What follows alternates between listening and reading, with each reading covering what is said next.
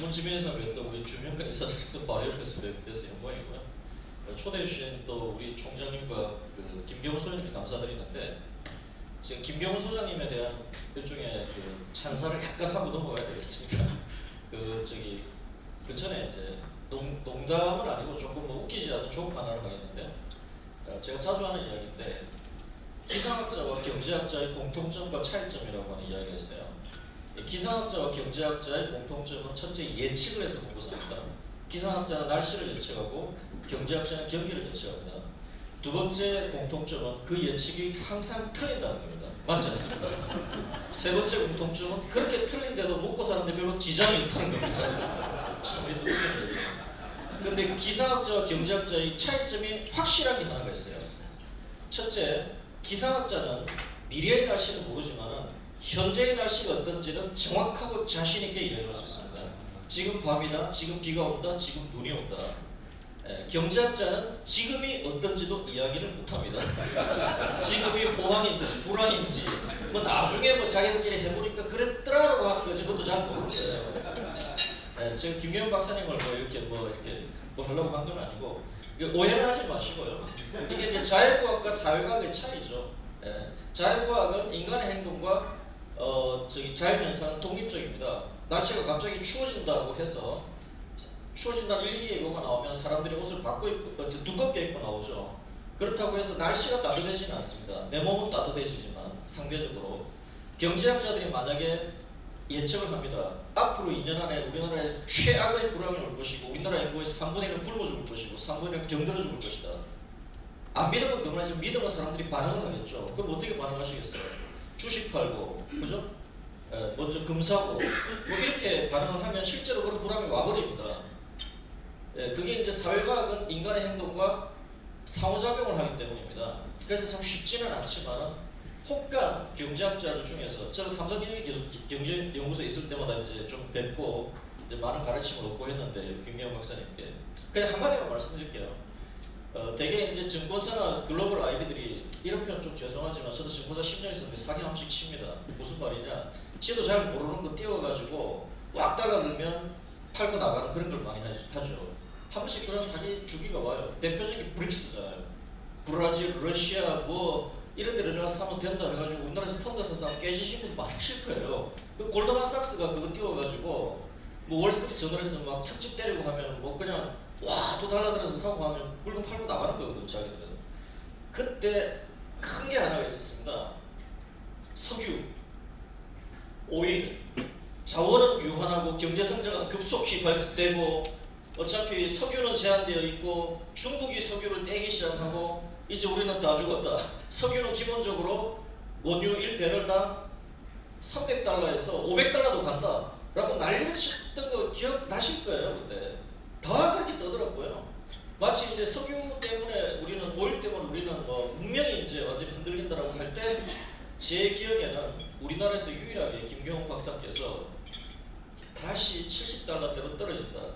그때가 뭐 150, 180 하면서 이제는 200은 이제 당연한 것이고 300도 간다고 할 텐데 그때 제가 딱 보고 제가 사실 다른 때 같았으면 이상한 사람 한 사람이 또 나왔구나라고 했을 텐데 이분의 그 사고 구조라든지 이걸 제가 알기 때문에 뭐 사람이 틀릴 수는 있지만 함부로 이야기를 안 하시는 분인 거는 제가 알았기 때문에 그때 굉장히 유익 있게 보고 이분의 이거를 유심히 보고 제가 사실 소개도 했는데 결국 유가가 어떻게 됐습니까 지금. 그런데 사실은 유가에 대한 예측을 한다는 것보다도 대개의 경우에 99명이 오른쪽이다라고 할 때 혼자서 왼쪽이다라고 하기가 더 어려운 겁니다 사실. 왜냐하면 바보되는 거 순식간이거든요. 그래서 제가 이분이 거시경제적인 어떤 그 기본적인 지식 이전을 넘어서는 어떤 인사이트와 용기가 있다고 생각했던 점이 있습니다. 이거는 뭐 제가 확실하게 제가 오늘 말씀드리는데 꼭 말씀드리고 싶습니다. 아무튼 오늘 제가 이제 말씀드릴 내용은 디지털 경변기의 통찰과 전망인데요. 사실 뭐 디지털 이야기 굉장히 많이 들으셨기 때문에 제가 오늘도 뭐 이것이 어떻고 저떻고 이야기를 해봤자 뭐 큰 의미 없습니다. 개념은 다 됐고요. 다 이제 기본적으로 사업하시는 분들이시기 때문에 사업하시는 분들 그러니까 다 직업에 따라서 사람 만나면 하는 이야기들이 다릅니다. 기자들 만나면 좀 재밌는 기사거리 없어? 뭐 이런 얘기고 뭐 이런 식인데 이제 사업하시는 분들 만나면 야 요즘 뭐 하면 돈 벌지 이런 이야기를 많이 하죠, 그죠? 네, 마찬가지로 이제 다 사업하시는 분들이 많은 분들이 사업하시는 분들이라서 기본적으로 이러이러한 개념으로 돈을 벌고 있구나라는 것을 제가 물론 디지털 비즈니스 모델은 뭐 수십 개, 수백 개, 수천 개가 있습니다만 제가 보기에 야 이거는 정말 의미가 있다는 것만 한 두세 개 딱 소개해드리기 기도하겠습니다. 제가 뭐 쓴 책인데요. 소개해 주셔서 감사드리고 뭐 그냥 뭐 제가 요 책의 내용을 앞에 좀 많이 설명을 드리겠다는 거고요. 지금 뭐 이렇게 시작했습니다. 지금 우리나라 기업이 굉장히 어렵죠. 뭐 어쨌든 글로벌 디지털 뭐 국내 저성장 한반도 주변 정세 별로 안 좋죠. 뭐 궁극적으로 저는 잘 될 거라고 봅니다. 주변 정세 저는 뭐 아주 잘 될 거라고 봅니다. 좀 고통스럽긴 하겠지만 뭐 그냥 제 전공 분야는 아니고 아무튼 이 디지털 뭐 저성장 이런 것들이 하나만 와도 괴로울 텐데 세 개가 겹쳐져 와가지고 뭐 상당히 괴로운 겁니다. 뭐 근데 그건 그렇다 치고 이 성장과 발전하는 과정 자체가 어쨌든 위기 극복의 과정이죠. 이 세상에 태어나서 평생 동안 아무런 어려움이 없이 크고 저기 세상을 따라하는 사람이 어디 있겠습니까? 다 나름대로 이렇게 가는데 저는 이야기를 하고 싶은데요. 어떤 위기나 어려움을 회피할 수는 없죠. 태풍이 싫다고 뭐 안 오는 경우는 없죠. 하지만 중요한 것은 그 위기에 맞서고 극복하는 인간의 방식에서 성공과 실패가 결정된다라고 하기 때문에 뭐 그렇습니다. 저는 이 말씀만 드리고 오늘 그 뒤로 본론으로 넘어가겠는데 제 부친이 이제 평안도 북도에서 출생하셔가지고 뭐 지금 세상을 떠나셨습니다. 근데 어쨌든 평안북도 신의주 언저리에서 태어나셔서 부산까지 피난을 오셨어요. 제 부친이 항상 우리나라 크로스 컨트리 했더라고 표현하셨어요. 완전히 크로스 했잖아요. 그래서 이제 뭐 6.25 때 이렇게 내려오셔서 사셨는데 그 살아계실 때 자주 하시는 말씀 중에 이런 말씀이 있었어요. 그 살면서 이 부친은 겪기 마련인데 너무 거기에 대해서 연연할 필요가 없더라. 무슨 말이냐? 태평성대에도 굶어 죽는 놈은 굶어 죽고 전쟁통에도 돈 버는 사람은 돈 벌더라는 겁니다. 그래서 그런 여러 가지 분위기 자체를 뭐 어느 정도 영향을 안 받을 수 없지만 너무 휩쓸 필요 없다. 그런 이야기를 하는데 지금 2019년 지금 12월을 맞아 우리나라 기업인들에게 이 말을 하고 싶습니다.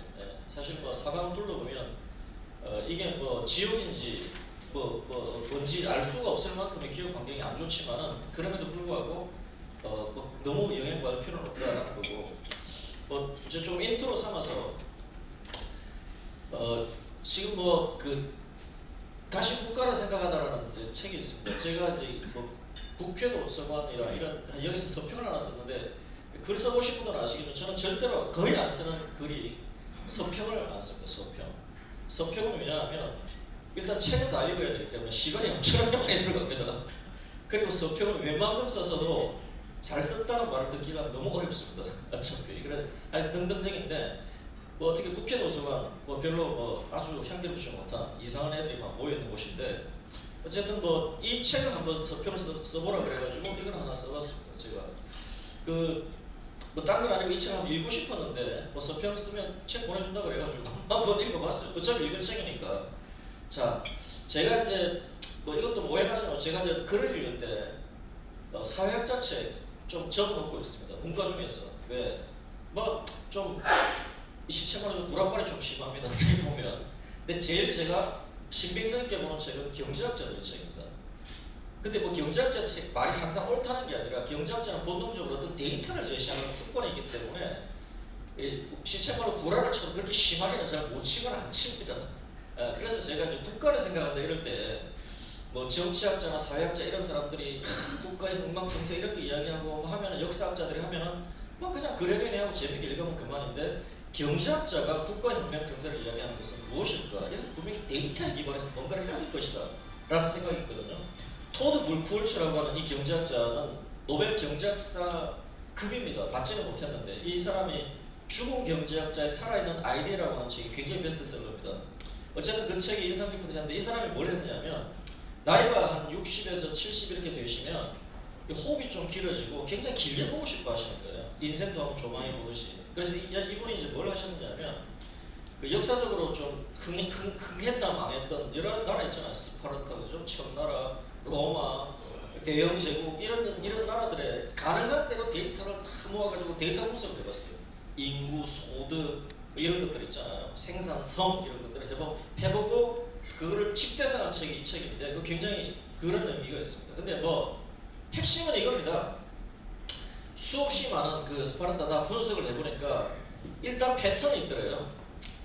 못 사는 애들이 못 산다고 해서 다 열심히 일하지는 않지만 못 사는 어떤 그 무리에서 지도자가 나오고 어떤 자극이 일어나면 굉장히 열심히 한다는 겁니다. 우리나라 산업화 과정이 그런 거죠. 예. 근데 물론 못 사는 애들이 대부분 그냥 대충 살다가 그냥 거지로 죽습니다만 어쩌다가 그런 애들이 나타나는 겁니다. 역사적으로. 네, 나타납니다. 그러면 대략 짧으면 한 50에서 100년, 길면 한 2, 300년을 열심히 해가지고 최소한 그 권력의 지배자 정도로 올라서기 시작한다는 거죠. 올라서면 그 다음부터 딱 어떻게 흘러가느냐면 출산율이 떨어집니다. 출산율이 떨어집니다. 희한하게 지금 우리나라만 그런 것 같은데 2500년 전에 스파르타가 그랬습니다. 2200년 전에 출산율이 떨어집니다. 왜? 현재 삶이 너무 중요하기 때문에. 네. 출산율이 떨어집니다. 그 다음에 또 희한한 게 개하고 고양이 애완동물을 키우기 시작합니다. 희한합니다. 네. 그 다음에 뭔가 하면 공무원이 늘어납니다. 그리고 세금을 많이 넣기 시작합니다. 그러고 그냥 망해버립니다. 자, 그런데 출산율이 떨어지고 애완동물이 늘어나는 라이프 스타일의 이슈인데 공공부채가 늘어나는 부분들을 굉장히 강한 리더십이 나름대로 잘 컨트롤을 하면 이제 세금이 많이 늘어나지 않기 때문에 그 나름의 건강성이 유지가 됩니다. 그것이 로마입니다. 로마. 한번 늘어나서 완전히 폭발해서 다 망해버릴만 할 때 아우구스투스가 세제개혁을 해가지고 로마를 살려냅니다. 그래서 300년을 더 갑니다. 건강하게. 그리고 100년 동안 망하는 게 로마인데 뭐 그냥 한마디로 말씀드리면요. 로마의 아우구스투스는 딱 한마디로 말해서 기본적으로 세금은 가능한 한 예외 없이 모두에게 조금씩 걷는 게 좋다라고 해서 거기는 면세가 없었고요. 그래서 한마디로 딱 이야기합니다. 우리나라 부가가치세가 10%인데 그 나라는 1%였거든요. 부가가치세 1%, 그 다음 노예방세 5%, 그 다음에 특별소비세는 한 5에서 한 20% 왔다 갔다 하면 한 10% 있고 뭐 이런 게 있는데 아우구스투스가 정했던 세제의 세율이 200년 동안 세율이 변하지 않습니다. 부가가치세가 200 몇십 년 동안 1%로 유지가 되어버립니다. 그래서 어디 길 가다가 어이 홍길동도 어디 갔다 오냐? 아 세무서 갔다 와. 뭐 냈는데 1% 세금 냈어. 그러면 부가가치세입니다. 왜? 200년 동안 변하지 않으니까 세금이 이름이 돼버려요. 그 다음에 5% 세금 냈어. 아, 얘 노예 막세 냈구나. 뭐 이런 식으로. 그렇게 이제 될 정도로 세제가 안정적이라는 이야기죠. 어쨌든 자 세금을 많이 걷고 공무원이 늘어나면 솔직히 말해서 얘네들이 월급이나 축내면서 밥이나 먹고 있으면 차라리 고맙죠. 분명히 얘들은 무슨 일을 합니다. 무슨 일을 하죠? 민간을 갈구는 일을 합니다. 민간을 갈구기 시작하면서 다 죽어버리는 겁니다. 네. 근데 그 부분을 패턴을 했어요. 네. 그러면서 이제 되는데 그러면서 이제 그럼 마지막으로 어떻게 나오느냐? 열심히 일해서 내가 잘 살려는 사람보다는 제도를 활용해서 국가를 털어먹겠다는 놈들이 무리지어 나타나면서 막장으로 들어갑니다. 네. 그런데 이제 그 와중에서 그래도 완전히 안 망하려면 아 이래서는 안 되겠다라고 생각하고 또 어떤 훌륭하신 분이 나타나서 나라를 세팅을 하면서 다시 이끌어가면서 나라는 다시 올라서죠. 그게 뭐 예를 들어서 뭐 로마 같으면 이제 카이사르 아우구스투스 같은 사람들이 있는 것이고 뭐 영국에도 있고 다 있습니다. 우리나라도 어떻게 될지는 모르겠습니다만 마지막으로 이제 요것만 19세기 영국의 사상가 토마스 칼라일이 이렇게 이야기합니다. 인간은 역경을 이기는 이가 100명이라면 풍요를 이기는 이는 한 명도 되지 않는다는 거죠. 네. 가난한 집 애들이 열심히 일하는 것은 너무나 많은 경우에 그렇게 되지만 좀 풍족한 환경에서 긴장감을 놓지 않는 것이 100배는 어렵다. 네. 그건 한번 우리가 생각해 보아야 할 이야기고요. 제가 이제 통찰이라고 하니까 이제 퀴즈 하나 내보겠습니다. 우리나라에 쥐는 몇 마리 있을 거라고 생각해보죠. 이게 이제 지식이라는 이런 거하고 좀 다른 어떤 딱 들어보는 건데 통이라고 하는 게 통찰이라고 하는 게 뭐냐면 어떤 껍데기를 뚫고 통 들어가가지고 꼼꼼히 살펴본다는 얘기거든요. 근데 껍데기를 뚫지 못하고 그냥 꼼꼼히 살펴보면 그 모습에 홀리는 겁니다. 그죠? 찰자가 재미는 찐인 건데 경계하면서 꼼꼼히 살펴본다. 검찰 조사하면서 꼼꼼히 살펴본다. 관찰 쳐다보는데 좀 꼼꼼히 쳐다본다 이런 뜻이거든요. 그러니까 통찰이라고 하는 것은 뚫어서 꼼꼼히 살펴본다고 하니까 본질을 본다는 느낌인데 뭐 그냥 제가 이제 퀴즈 하나를 한번 말씀드릴 테니까 한번 생각해 보시죠. 자, 우리나라에 쥐가 몇 마리 있을까? 라는 퀴즈입니다. 우리나라에 쥐가 몇 마리 있을까? 근데 예를 들어서 이렇게 제가 시츄에이션을 넣어보겠습니다. 우리 딜로이트 컨설팅에서 삼성전자에서 누가 오라 그래서 우리 파트너가 갔더니 일종의 프로젝트 의뢰를 하는 거예요. 자, 지금 이러저러한 이유로 우리나라에 쥐가 몇 마리인지를 알아야 하겠다. 그래서 당신이 이 프로젝트를 할 수 있겠냐? 그럼 할 수 있다라고 했어요. 말도 안 되게 할 수 있다라고 해가지고 와서 우리가 면접할 때 이런 퀴즈를 내는 거죠. 그 앞에 있는 사람한테 당신 이 프로젝트의 프로젝트 매니저가 되었다. 그런데 문제는 3일 안에 이 문제에 대해서 답을 내고 레포트까지 써서 내야 하는 것이냐, 당신 어떻게 접근할 것이냐 라고 물어본 거죠. 근데 여기에 대해서 이거 뭐 이런 것도 하나요? 태도를 보는 거죠. 우리나라에 쥐가 몇 마리인지 누가 알겠습니까 사실은. 근데 3일 만에 이걸 알아내라라고 하는 건데 사실 별로 이렇게 참 적당한 답이 안 나오죠. 근데 제가 접했던 가장 탁월했던 대답은 이겁니다. 우리나라에서 가장 큰 쥐약회사를 찾아가겠다. 그리고 그 쥐약회사에서 전제하고 있는 쥐의 마리수를 받아 적고 그 쥐의 마리수가 왜 그렇게 나오는지에 대한 논리 구조를 이해해서 돌아와서 컨설팅에서 잘하는 게 CPA, 카피 페이스트 앤 어태치를 잘하지 않느냐, 뺏겨 먹는 걸 잘하지 않느냐, 구글링 해가지고 보고서 뭐 한 페이지, 10페이지 쓰면 되는 거 아니냐, 이 이야기거든요. 굉장히 탁월한 이야기입니다. 이 이야기에 저는 이 세상살이 본질이 다 들어가 있다고 보는데 이 세상에 수없이 많은 문제가 어저께도 발생했고 오늘도 발생하고 있고 내일도 발생하겠지만 그 수많은 문제의 각각에 대해서 가장 평소에 고민을 많이 하고 있고 생각을 많이 하고 있고 그래서 실체에 접근하고 있고 많이 이해하고 있는 사람은 누구냐? 그걸로 인해서 밥 벌어먹고 사는 사람들이라는 겁니다. 우리나라의 쥐에 대해서 누가 고민하겠어요? 쥐로 인해서 먹고 사는 사람이 제일 고민하는 거 아닙니까? 예. 그래서 우리나라 주부들이 주방에서 일할 때 왜 이 사람들이 어떻게 하면 이 불편을 떨어뜨릴 수 있을까를 누가 고민하겠어요? 냉장고 파는 애들이 고민할 거 아니에요? 냉장고 팔고 세탁기 팔고 주방 가구 만드는 애들이 고민하니까 왜 고민합니까? 그거를 자기가 제대로 이해하고 해결을 해줘야 자기가 돈을 벌잖아요. 그거지 않습니까? 그래서 좀 이 교수님들 많아서 죄송하지만 저는 자주 이런 이야기 합니다.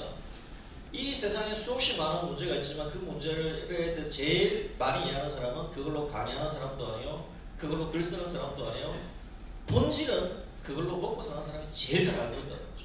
네. 그게 저의 이제 기본적인 관점이고요. 또 하나 퀴즈를 한번 내보면 이거는 비슷한 퀴즈입니다. 보잉 747에 골프공을 몇 개를 실을 수 있을까? 대답해 보시오. 면접할 때.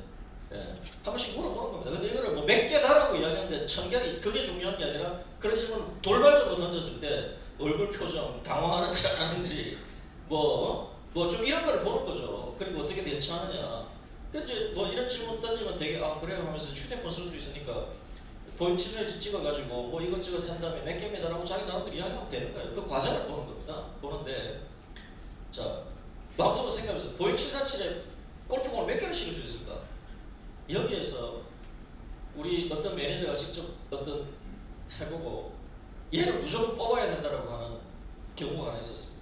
그래서 제가 얘기를 들어보니까 이 친구는 보잉 747에 골프공을 몇 개를 실을 수 있을까라고 딱 질문을 하니까 한 5초 있다가 다시 반문을 했습니다. 답을 한 게 아니라. 뭐라고 반문을 했느냐면 그 골프공을 싣고 보잉 747이 하늘로 떠야 합니까? 뜨지 않아도 됩니까? 라고 물어본 거예요. 이게 굉장히 본질입니다. 이게 사고력입니다. 떠야 합니까? 라고 하면 무게의 문제가 되는 거고요. 안 떠도 됩니다. 된다라고 하면 이게 부피의 문제가 되는 거잖아요. 그 답이 완전히 달라지는 겁니다. 그죠? 겉보기에는 같은 문제지만 문제의 본질을 생각할 줄 알면 완전히 달라지는 거죠. 똑같은 겁니다. 지금 우리나라 경제 상황을 보고도 그 문제를 제대로 보지 못하고 나오는 어떤 여러 가지 이제 말도 안 되는 특히 경제 정책들 이걸 놓고 보면 자기 나름대로 논리가 있잖아요. 그래서 이 사고의 본질을 볼 수 있는 통찰력, 이것이 없이 여기저기 가서 이러쿵저러쿵 일을 하고 떠들어댄다는 것도 참 의미가 없다는 생각을 저는 굉장히 많이 하는 거죠. 디지털 역변의 배경과 전개 현상인데 기업 핵심 자원의 변화, 제가 이렇게 변화했으면 저는 이제 80대 초반에 대학을 들어갔는데 그때 저희 고등학교에서 대학 입시할 때 정치 경제 시간에 다음 중 기업의 3요소를 고르시오라고 하면 토지, 노동, 자본을 고르면 답이었습니다. 뭐 사진 썼다니까. 근데 뭐 다 기억하실 겁니다. 근데 이제 한 1980년대 정도부터 이제 정보가 시작되면서 토지, 노동, 자본은 물론 있죠. 유형자산. 하지만 지금은 특허기술 브랜드, 특허기술 브랜드 이런 유형자산이 굉장히 중요해졌습니다. 근데 지금은 진짜 말 그대로 이 데이터와 알고리즘이라고 하는 게 핵심이 되어가고 있다고 하는 건데, 뭐 이거는 이제 제가 뭐 한 말씀만 드리면 그냥 이겁니다. 아마존이라고 하는 엄청난 회사가 있습니다. 엄청난 회사가. 이 엄청난 회사 뭐 다 아실 겁니다. 이 엄청난 회사가 사실은 제일 강한 것은 뭐냐면 그 사람에게 맞는 그 프라이싱, 가격 책정하고 상품을 오프하는 알고리즘이 월등하기 때문에 그렇게 할 수 있는 거죠. 그죠? 제가 한 말씀만 드리면 가격 책정이 어떻게 돌아가느냐 하면 우리가 슈퍼에서 이 아이템 하나에 대해서 하루에 이 가격 몇 번 바꾸고 있습니까? 많이 바꿔봐야 한 4-5번일 겁니다. 아침에 100원에 팔다가 떨이 할 때 뭐 얼마 팔고 중간에 팔고 하는데, 아마존은 기본적으로 한 아이템의 가격이 하루도 한 4천에서 많으면 한 10,000번 가까이 바뀝니다. 이 하나가 이야기가 안 되잖아. 1초마다 바꾸는 건데 1초도 안 되는 거죠. 어떻게 되느냐? 그래서 그 사람에게 맞게 프라이싱을 따라오기 때문입니다. 예를 들어서 이 사이트에서 사이클 슈즈를 사러 들어온 사람이 있어요. 근데 얘가 어디를 정보를 타고 들어왔는지 다 분석하고 있는 겁니다. 얘가 가격 비교 사이트라는 거 아시죠? 다나와나 이런 거. 가격 비교 사이트를 통해서 들어온 애 같으면 얘는 이미 가격을 다 알고 있고요. 무조건 싼 거를 사는 겁니다. 기본적으로.